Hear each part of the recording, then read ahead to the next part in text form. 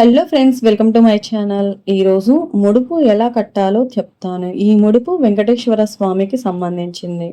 కష్టం వచ్చినప్పుడు వెంకటేశ్వర స్వామికి ముడుపు ఎక్కువగా కట్టుకుంటూ ఉంటారు. ఆ తర్వాత వెంకటేశ్వర స్వామి దగ్గరికి అంటే తిరుపతి వెళ్ళి వెంకటేశ్వర స్వామి హుండీలో ఈ ముడుపుని వేస్తారు.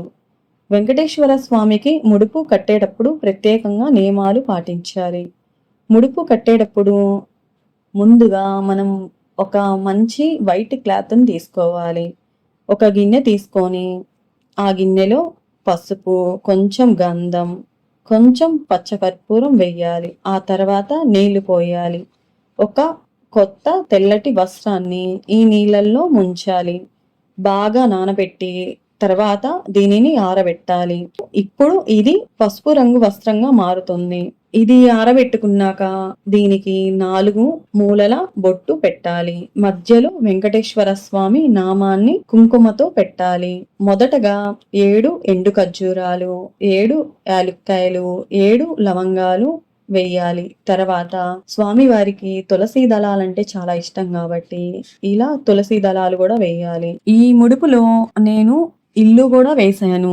మామూలుగా ఇల్లు కొనుక్కోవాలన్నా, ఇల్లు కట్టుకోవాలన్నా, కోరిక నెరవేరాలన్నా ఇలా వెండి ఇల్లు తెచ్చుకొని పూజలో పూజించుకొని ఇలా ముడుపులో కూడా కట్టుకోవచ్చు.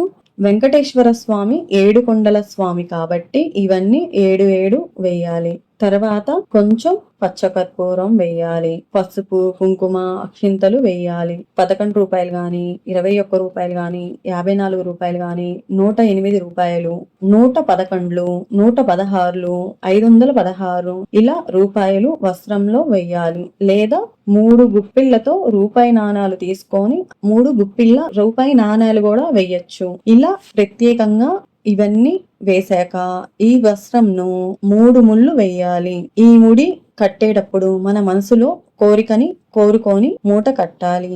ఈ ముడుపును పై భాగంలో కూడా వెంకటేశ్వర స్వామి నామాన్ని కుంకుమతో పెట్టాలి.